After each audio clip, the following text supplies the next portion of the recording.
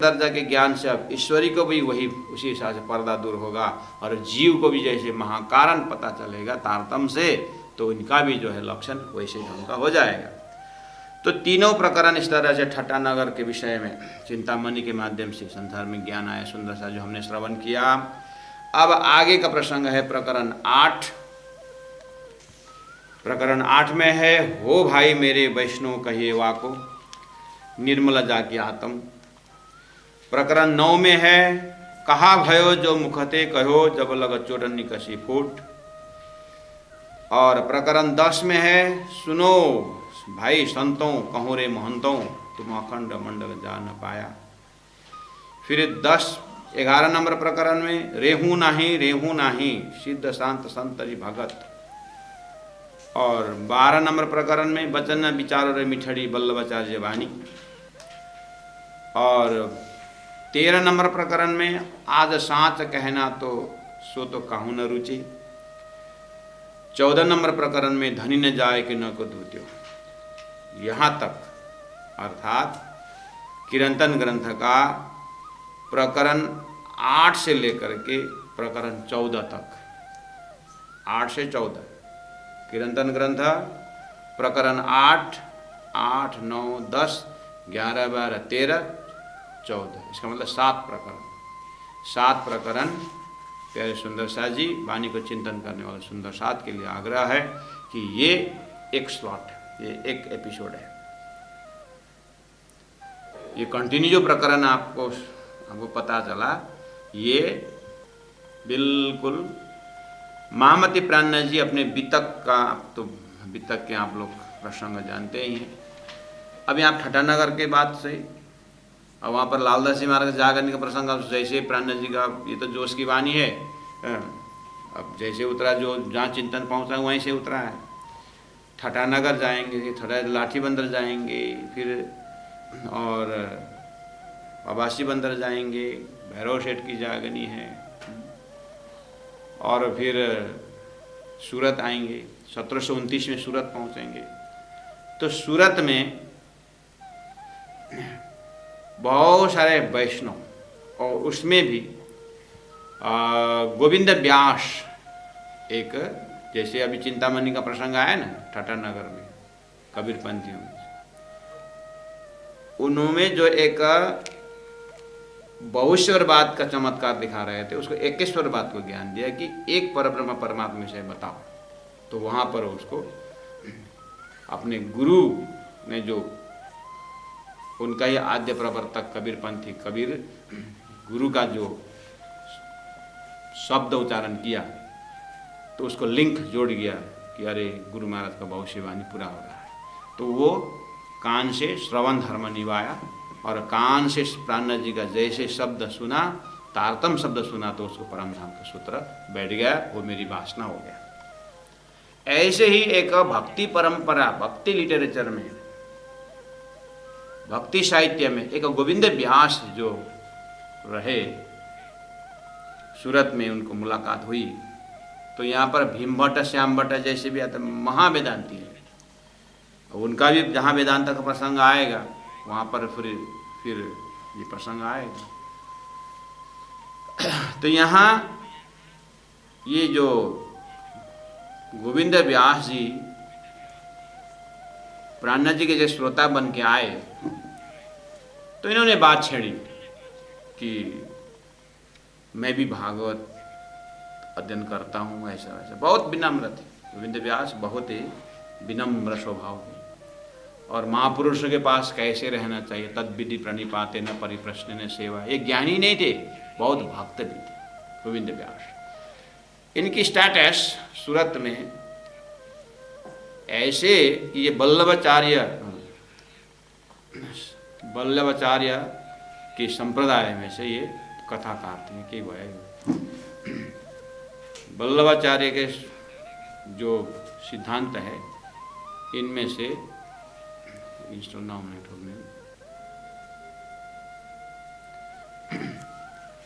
वल्लभाचार्य जो एक वैष्णव में ही एक उस समय का, तत्कालीन समय का, जो सदगुरु आने से 103 वर्ष पहले ही वल्लभाचार्य का संसार में आगमन हुआ है। तो उन्होंने एक जो 100 साल पहले से जो प्रचार हो रहा है, तो उसके विषय में आपको समय आने पर फिर एक अलग ही हिसाब से एक भूमिकात्मक ढंग से रखेंगे। अभी चौपाई आगे खींचना है। 2-3 दिन जो एक ही 2-3 प्रकरण चल रहा है तो सुंदर लगा था, जब भी निकाला वही वो मेरी वासना बोलते रहेंगे करके बोलेंगे, इसीलिए प्रसंग भी आगे खींचना है। तो मैं प्रसंगों को किरंतन का प्रकरण 8 से 14 तक की बात 7 प्रकरण की भूमिका बांध रहा हूँ।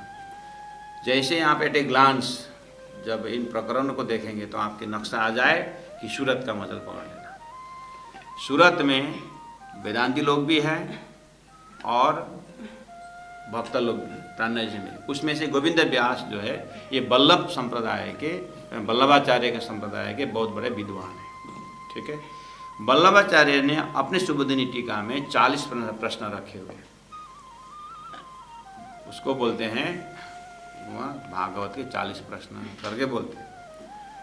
प्राणनाथ जी महाप्रभु को तो अपना जहाँ भी जाओ श्रीखंड जहाँ भी रखो उसका धर्म है सुगंध देना, दिया जहाँ भी रखो उसका धर्म है प्रकाश देना। संतों में भी महासंत अक्षरातीत परब्रह्म परमात्मा स्वरूप श्री प्राणनाथ जी जहाँ भी जाएं ब्रह्म निरूपण की बातें, शास्त्रों के निचोड़ की बातें। तो विद्वान लोग समझ जाते थे कि ये महापुरुष कहाँ खड़े होकर के बोल रहे हैं। जब उनको जोश आवेश जब आता था तो ऐसा लगता था कि सब वेद चारों ब्रह्मा जी का चारों मुख वहीं पर है और विष्णु भगवान का सारा पुराण ही उनके अंग अंग में लटका हुआ है। तो लोग सामने में कुछ नहीं बोल सकते थे, बस शरणापन्न हो जाते थे। जब फिर प्राणनाथ जी व्यवहारिक बन जाते हैं, जब फिर शांत चित्त से बैठते हैं तो फिर थोड़ा हिम्मत आ जाता था कि तो शिष्य मंडली जो है वो उस समय उतरी हुई वाणी को फिर वो लिखते हैं। तो जैसे ही प्राणनाथ जी सूरत पहुंचे 1715 में कलश ग्रंथ जो प्रारंभ हुआ था, 1715 में हफ्सा में रास किताब, प्रकाश, षटऋतु, ये 3 तो 1715 में कंप्लीट हुआ। इसी ग्रंथ का अंग की बात कर रहा हूँ। उसमें जब कलश का जब बात आई, नाम ही कलश ग्रंथ है, यानी ज्ञान का कलश, प्रेम का कलश, विरह का कलश, हर प्रकार से कलश लगने का अक्षरातीत परब्रह्म परमात्मा के माध्यम से शास्त्रों का निचोड़ एक कलश ज्ञान सिद्धांत का कलश जब देने का समय हुआ था तो 1715 से ये उतरना प्रारंभ हुआ। तो 15, 16, 17, 18 जूनागढ़ में भी शास्त्रार्थ हुआ हरजी व्यास से। तो ऐसे ऐसे प्रसंगों में कुछ कुछ प्रसंग उतर रहे हैं और प्राणनाथ जी उसको चिंतन करके रख रहे हैं। ब्रह्म मुनि जो शिष्य हैं वो लिख भी रहे हैं। ऐसे करते करते जब ये सूरत पहुंचते हैं तो कलश ग्रंथ, गुजराती पोर्शन कलश ग्रंथ समाप्त हो जाता है और 1729 में सूरत पहुंचते हैं और 17 महीना रहते हैं। तो इस 17 महीना के अंतराल में कैसे कैसे लोग आए और सदगुरु का पूरा 40 साल का खोज का प्रसंग और वो सब मिश्रित होकर के अक्षरातीत के आदेश से शास्त्रों का सार सब कलश लग गया। माइकिंग में प्राणनाथ जी महाप्रभु को श्रीमुख है, लेकिन इसका जो ज्ञान का जो परंपरा है अक्षरातीत के हृदय से ही है, कलश ग्रंथ में रख दिया। तो वहाँ कलश जैसे ग्रंथ भी पूरा हो रहा है। तो आप विचार करिए उस सूरत का 1729 और 17 महीना का जो उनका सूरत में विराजमान जो है, ऐसे तीर्थ नहीं बन गए। और आज श्री 5 महामंगलपुरी धाम करके हमारा द्वितीय तीर्थ के रूप में हम सूरत पहुंचते हैं। द्वितीय इन द सेंस नौतनपुरी में सदगुरु महाराज का स्थान तीर्थ की जगह में प्राणनाथ जी का प्रचार जब आगे बढ़ा तो सूरत से नया आयाम ले रहे हैं। सूरत में महामती प्राण जैसे पहुंचते हैं कि अब धर्म का अब जो है प्रचार के विषय में अब बहुत बड़े चैलेंजेस आ रहा है। तो हजरते हजरत करी लेने को मौका, फत्ते करी दज्जाल, कुछ करे दारुल बक्का। तो बीता काल लालदासी महाराज सूरत में खड़े होकर के पन्ना तक की नजरा उनके पास आता कि धनी कहाँ कहाँ क्या उद्देश्य लेकर के निकले सूरत से निकले, फिर मेड़ता, फिर मथुरा, आगरा, दिल्ली होते हुए फिर राजस्थान, कामा पहाड़ी का समय, एकांतवास, मंदसौर, उदयपुर, मंदसौर, औरंगाबाद, रामनगर होते हुए पन्ना पहुंचते हैं। लाला लाजपत महाराज सारा सीरीज एक ही साथ देखते हैं, क्योंकि वो काया और छाया के भांति हैं। तो एक की जगह उन्होंने कहा हजरत हजरत तक करिए, तीर्थ बना करके आप धनी आगे निकलते हैं। सूरत का इतना बृहद प्रसंग है, वहाँ हरजी गोविंद व्यास जैसे ज्ञानी वल्लभ संप्रदाय के प्रकांड विद्वान, आज का आपके अंगुल में आप गिनते होंगे भागवत करने वाले, भागवत के प्रकांड आज के समय में आपके पास होला 2-4 नाम। सोच रहे हैं सुंदर सा किस किस का नाम ले ना ले, मैं यहाँ से उच्चारण नहीं कर पाऊँ, आपके पास होगा ना नाम।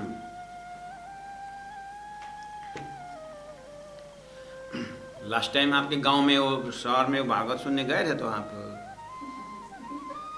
तो याद करो, टीवी में भी आता है।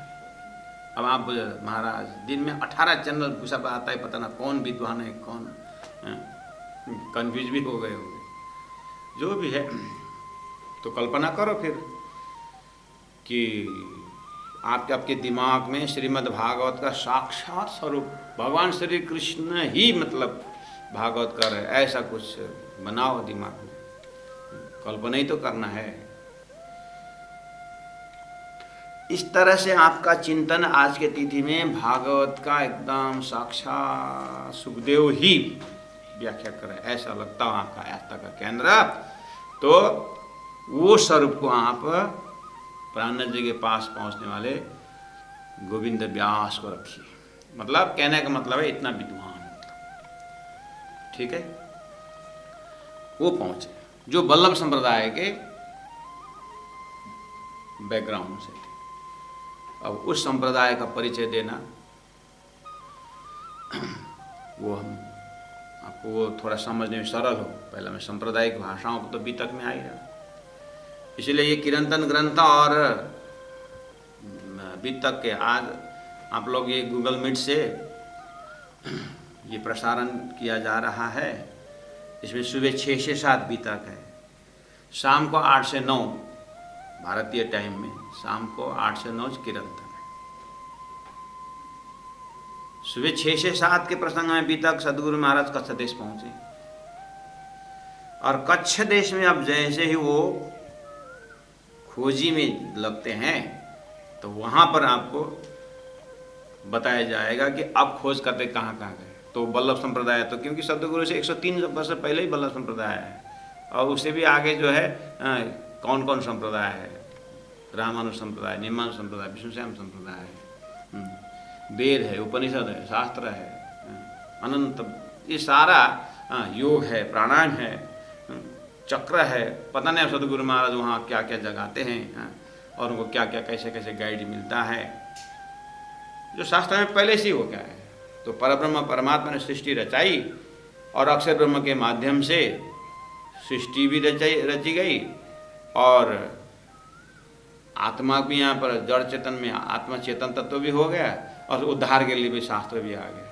तो पता नहीं कितने सारे शास्त्र है, सदगुरु महाराज एक एक को चिंतन करते हैं, अभ्यास करते हैं, मन में शांति ढूंढते हैं, शंका आती है, शंका पूछते हैं। गुरु महाराज सामने वाला, भाई ये तेरा तो प्रश्न बहुत मैं नहीं बता पाऊँ, तुम आगे जा, आशीर्वाद देता हूँ, तू आगे जा, तेरे को अब ये प्रश्न तो ब्रह्म ही बता पाएगा। महाराज मैं कुछ अपात्र हूँ क्या? अरे देवचंद्र तू अपात्र नहीं, तू साक्षात पात्र है, लेकिन ये प्रश्न मेरे से नहीं होता, तू आगे बढ़।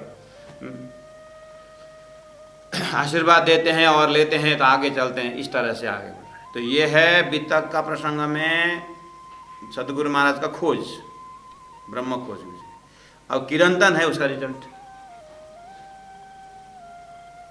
तारतम्बानी जो है उसका रिजल्ट है, अभी तो खोज कर रहे हैं। तो दोनों प्रसंग आपको कंटिन्यू श्रोता बन करके सीक्वेंस पकड़ेंगे। तो मैं किरंतन से बीतक जोड़ देता हूँ, जोड़ रहा हूँ, और बीतक से फिर वाणी जोड़ना पड़ेगा। तो इस तरह से जैसे ही 8 प्रकरण में आप पहुँचते हैं, ये वाला किरंतन का, कि यहाँ जो चौपाई में है वो मैं शब्दार्थ अभी करता हूँ। और ये 8 प्रकरण तो एक ही भूमिका जाना है। जैसे एक ही भूमिका में मैंने प्रकरण 6, 7, 8, 5, 6, 7 ठठानगर का प्रसंग में ले एक ही भूमिका में, ऐसे ये सूरत का जगह में एक ही भूमिका में ये 8 प्रकरण 7 प्रकरण का आनंद लेना है। ये हुआ प्रकरण परिचय और प्रसंग परिचय कि सूरत का नक्शा सामने में कृष्ण भक्ति, वल्लभाचार्य के कृष्ण भक्ति का प्रचार प्रसार, उसके विद्वान, इसका स्वतः भागवत के विद्वान है, कृष्ण भक्ति मतलब भागवत के विद्वान है। और उन्हें अपना बैनर ही बताया वल्लभाचार्य का, प्राण जी को पता है कि वल्लभाचार्य का मान्यता क्या है, और उनको पता है कि शुभोदिन टीका में 40 प्रश्न वल्लभाचार्य रखे हैं, और वो प्रश्न का उत्तर उनके संप्रदाय में भी अक्षरशः उत्तर देने वाला न मिलने के कारण कितने एडिशन में कितने प्रकाशित ग्रंथ में वो हटाए भी, उनको सब प्राण जी को पता है।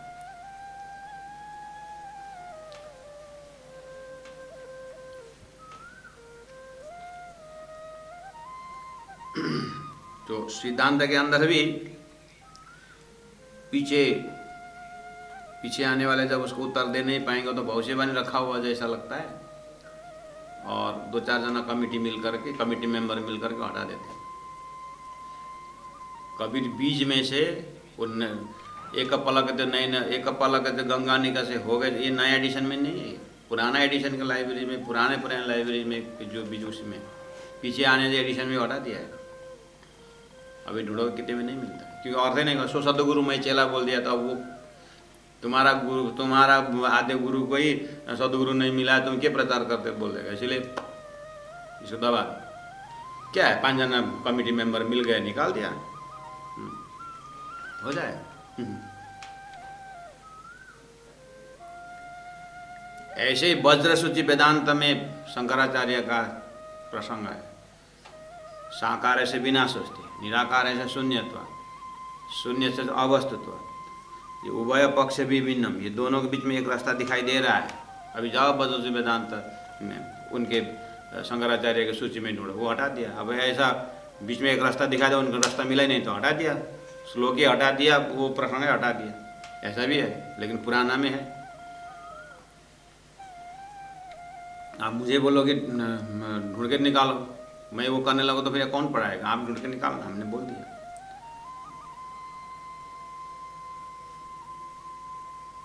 तो जब ऐसे ही ये भागवत का 40 प्रश्न का भी जो प्रसंग है, थैंक गॉड गोविंद व्यास तक में वो है। अब वो तो वहाँ पर प्रश्न में 40 प्रश्न है मामूली, लेकिन ये सीरियस साधक थे। इसलिए प्राणनाथ जी का जैसे उन्होंने भागवत का विवेचन सुना, भागवत विद्वान को परीक्षा करता है, ये तो विद्वानों को परीक्षा करने वाला ग्रंथ ही भागवत है। तो उनको प्राणनाथ जी का वो विश्लेषण देख करके ब्रजरास के विषय में, अखंड ब्रजरास के ऐसे जब प्राणनाथ जी की व्याख्या गए तो बहुत रोमांच हो गए। तो हरजी गोविंद व्यास जो है और बगल में आए लगे, और उनकी कथा 17 महीना का उनका रहना है सूरत में। अब इन्हें सब कार्यक्रम बंद करके डेली अटेंड करने लगे, और अपना जो संस्था जहाँ से आते हैं वहाँ पर थोड़ा सा सब्जी खरीदने जाना है, थोड़ा घूमने जाना है, टहलने जाना है, कुछ बहाना बना करके प्राणनाथ जी के साथ बिल्कुल चर्चा श्रवण करने लगे। धीरे धीरे बातें होने लगी। तो व्यास जी, गोविंद व्यास प्रकांड विद्वान है, लेकिन नया जमात में तो क्या है, नया जमे तो जाके जमीन में आराम से बैठते हैं, प्राणनाथ जी के पास बैठते हैं, कोई अपना जान पहचान वाला आता नहीं, वो तो कहाँ से सूत्र बैठ गया, इसीलिए प्राणनाथ जी मुलाकात हो गई। तो बैठे बैठे अब हमारे ये सुबोधनी टीका में 40 प्रश्न, भागवत के 40 प्रश्न करके वल्लभाचार्य जी ने रखे हुए हैं। इसके विषय में हमारे संप्रदाय में बहुत चर्चाएं चलती है गुरुदेव। अब हम भी उसके ऊपर चर्चा तो करते हैं, लेकिन आपके प्रस्तुति से ऐसा लगता है कि आपको अगर वो प्रश्न मिल गया तो उत्तर कैसे देते होंगे, एक जिज्ञासा आ गई। देखो खुला दिमाग, नहीं तो हमारा प्रश्न का जवाब ये देगी, हम ही देंगे, जैसे भी हमारा संप्रदाय का प्रश्न है। लेकिन ये पर्दा इनका हट गया था, अंकुर के कारण हो। तो ये बात जैसे वहाँ पर अब प्राणनाथ जी महाप्रभु सदगुरु के ज़माने के वो 40 प्रश्न लिख करके तो आज हमारे जैसे नोट लेकर के घूमते नहीं थे। तो प्राणनाथ जी ने ही वहाँ पर, हाँ अच्छा बोले, तो ले आओ प्रश्न देखते हैं। ठीक है, इस तरह का माहौल है। तो 40 प्रश्न भागवत का, ये जो 8 जो प्रश्न है, ये 8 जो 7 प्रकरण है, इसका बैकग्राउंड में वो चीज़ झलकता है। उसका उत्तर देने क्रम में ये चौपाइयाँ वो भी टच होता है, मतलब क्योंकि वहीं पर कट्टर वेदांती लोग भी है, भीम भट्ट, श्याम भट्ट, उनका भी थोड़ा बहुत आंसर है यहाँ उसी पर। वो सब मिश्रित होकर के प्राणनाथ जी चिंतन करते थे, तो चौपाइयाँ उतरी। वही राज्य का आदेश है। अब यहाँ पर ऐसा ज्ञान इसी प्रसंग में देना है, महाप्रलय तक के लिए ज्ञान देना है, और आगे आने वाले जितने भी इस प्रसंग का कन्फ्यूजन है वो अभी हटाना है। इस तरह से भूमिका बना करके हम इस प्रकरण के अंदर, इस विषय वस्तु के अंदर प्रवेश होना है। तो कबीर बीच में से वो तुम सतगुरु में चला, सो सतगुरु में चला, जैसा उस शंकर फिलॉसफी में भद्रसूची वेदांत का वो प्रसंग है, जैसा जो कुछ मिलता है, कोई नहीं मिलता है। ऐसे ये 40 प्रश्न भी ये जटिल प्रश्न है सृष्टि के विषय में। मोह किसको हुआ? तो पानी तो 5 तत्व है, तो मोह जल क्या है? जल तो पानी है, वो तो सृष्टि के अंदर जो पानी है वो सृष्टि हुई नहीं है, तो ये जल क्या है? जो मोह जल कहा जाता है, जल शब्द कहाँ से आया? जब सृष्टि हुई नहीं, जो जल तो आम देख रहे, सृष्टि हुई नहीं, तब क्या मोह जल क्या है? ऐसे प्रश्न है वहाँ पर। तो ना समझने वाले आप वो हटा भी सकते हैं। वैसे ही ये तारतम्य में भी कुछ संकेत समझना जाना, वाणी के अंदर को समझ में न आने से हो सकता है कहीं ना कहीं फिर ऐसे बुद्धि कहीं भी आ सकती है कि इसको हटा दो, उसको हटा दो। ये तो सिद्धांत है प्राणनाथ जी का दिव्य। अगर नहीं पचता है, अपने को सहन नहीं होता है, तो आप छोड़ सकते हैं, ये कोई कंपल्सन नहीं है, लेकिन इसको छेड़छाड़ करना नहीं होता है। ये तो शाश्वत सिद्धांत है, ये रिवील नॉलेज। आप एक गीता का शब्दों को आगे पीछे करके देखो, गीता में आस्था रखने वाले कहाँ पहुंचा देंगे आप?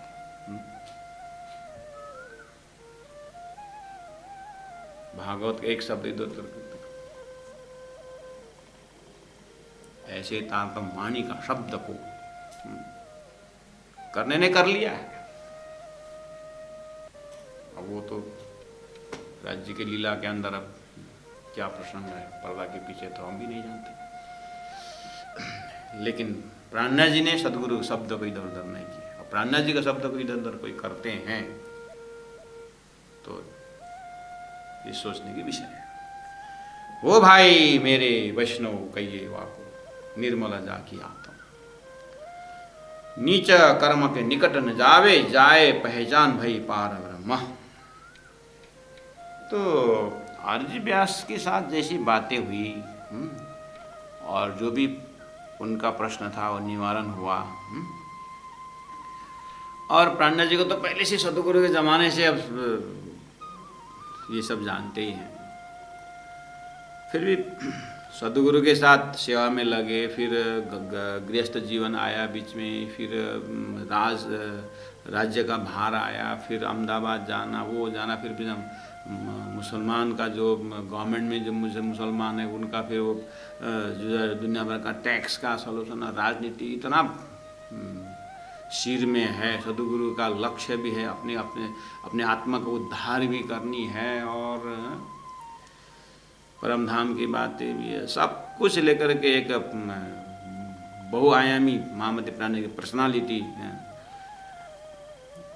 तो सब जानते हुए भी उस समय में वहाँ वल्लभ संप्रदाय के गुरुओं के पास जा कर के सब करना फुर्सत नहीं मिला। सदगुरु ने ही सदगुरु के मंथन ने ही सारा क्लियर देख दिया था। लेकिन आज सब किनारा लग गया है, सूरत पहुँचे हुए हैं। तो जैसे ही हरजी व्यास ने जब बात छेड़ी कि हमारे तो पुष्टि मार्ग कहते हमारे में, हाँ हाँ हाँ पुष्टि मार्ग, हाँ सदगुरु बताते थे, हाँ मुझे पता है पुष्टि मार्ग। और हमारे जो सत्संग हल है उसको हम मंदिर तो कहते लेकिन हवेली कहते, हाँ हाँ ये भी पता है हवेली। अच्छा हाँ हाँ। तो प्राण जी को फुर्सत मिल गया, तो शास्त्रार्थ भी हुआ उनके साथ। हर्ष व्यास जागनी हो गई, तारतम्य आ गए। अब बातों बातों में महाराज हमारे यहाँ अन्नकूट का मेला लगता है। कहाँ? हमारे यहाँ। हरजी व्यास बोल रहे हैं हमारे यहाँ अन्नकूट का मेला लगता है। प्राण जी बोलते किसके यहाँ? हमारे यहाँ। किसके यहाँ? हमारे यहाँ। कहाँ लगता है? ये एक बगल में मंदिर है अपना, वहाँ पर लगता है। अच्छा, वहाँ कौन लोग? आप लोग में कौन? नहीं हम ही लोग मनाते हैं। तुम लोग मनाते हो अन्नकूट का मेला? क्या करते हैं? अन्नकूट का अन्न राश ऐसा गोवर्धन मेला, गोवर्धन भगवान को याद करते हो। अन्न का ही गोवर्धन बना करके भगवान ने भोग लगाया था। देखो हाँ मुझे पता है, वो गोवर्धन भगवान ने इंद्र का मान मर्दन के लिए सब पता है। तो मनाता कौन है? हम ही लोग मनाते हैं। जो तुम मनाते हो, तुम तो तारतम ले चुके, तुम परमधाम मनाते हो, अन्नकूट का मेला मनाते हैं। अच्छा अच्छा, नहीं सॉरी वो हाँ वो हमारे मतलब वो जो मनाते हैं। तो ये बोलना, हाँ तेरा तो सिद्धांत चेंज हो चुका है गोविंद व्यास, तेरा ये पुराना छाप नहीं गया। नहीं एक ही साथ कहाँ जाएगा प्रभु। ये हुआ तो प्राण जी को बोले हाँ चलो चलो, तुम तेरा कहना मैं समझ गया, चलो तुम्हारा गोवर्धन मेला देखते हैं। अन्नकूट का मेला करके उनका जो पुराना साथी लोग प्रसंग जो है वहाँ पर हरजी व्यास जी गोविंद व्यास जी ने प्राण जी को लेके गए। जैसे प्राण जी वहाँ जाकर के देखे एक विजिटर्स की तरह, वो भी तो सूरत में नया है। अब उस समय में सारा तो सुना था सभी, लेकिन प्रैक्टिकल आज सूरत में से फुर्सत, मैंने बोला ना फुर्सत भी था। राज्य का भी वैसे ही आदेश कि जाओ प्रैक्टिकल देखो, सतगुरु महाराज जो क्या खोजी करके जो दिया था जाओ। जैसे वहाँ जाके देखा तो बाप रे तमाशा है, कहाँ वल्लभाचार्य की भक्ति और कहाँ सुबुद्धि का राष्ट्र का प्रसंग कहाँ। यहाँ तो स्वयं कृष्ण होकर के, ये तो गोस्वामी जो यहाँ इनको महंत है उनका तो और चिंतामणि का भी ज्येष्ठ भ्राता होकर के यहाँ तो गोस्वामी तो क्या क्या कर रहे हैं। प्राण जी महाप्रभु सब देख करके आया, ये क्या कर रहे हो? तो बोले हो मेरे भाई, मेरे वैष्णव। वाह को वैष्णव किसको कहते हो?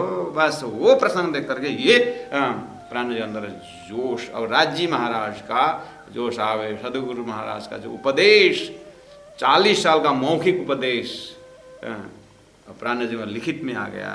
तो ये प्रसंग द्वारा चौपाई अवतरण हुआ है, समय हो गया। हो भाई मेरे वैष्णव कहिए वाको, हो भाई मेरे वैष्णव कहिए, निर्मला जाकी आता मां,